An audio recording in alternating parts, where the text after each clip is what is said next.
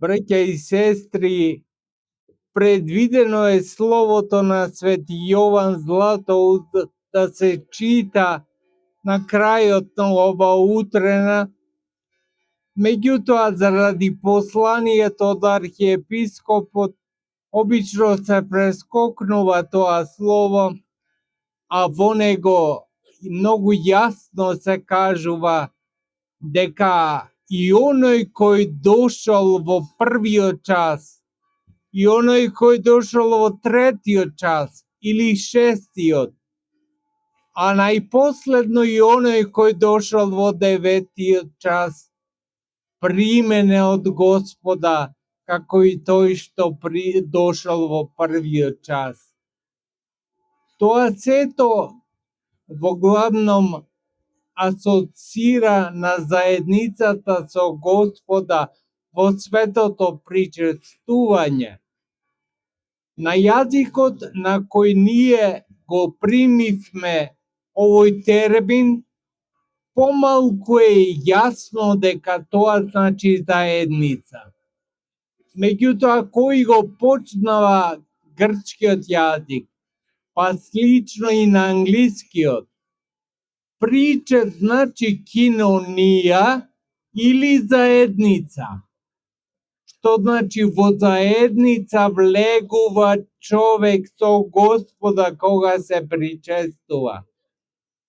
Сега дали ќе влезе во првиот час, а тоа значи со трудот да го помине целото време на воздржувањето.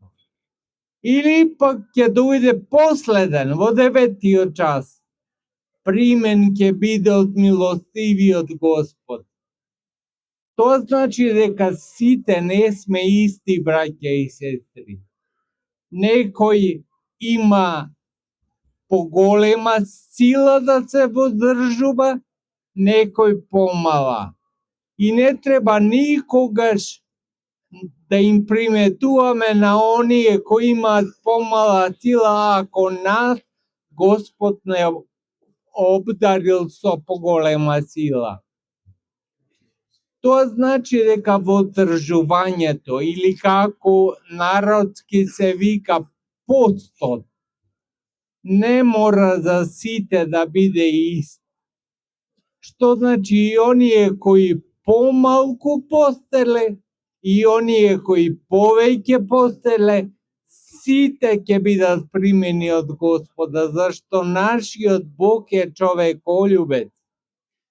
И затоа да пристапиме во заедница со Господа, тоа само не спасува. И тоа е најважното кое треба да го извлечеме како поука од начинот на воздржување. Нема да должам повеќе, затоа што имаме и посланица од архиепископот која ќе се чита на литургијата, само тоа секогаш да го имаме предвид. Да не ги осудуваме оние кои помалку се воздржуваат, нити пак самите себе да се превознесуваме ако повеќе кратно се воздржуваме. Господ е Господ на сите нас, и на едните, и на другите, и на третите, и на сите. Милоста Божја да биде со вас и таа да ве чува во сите дни на вашиот живот.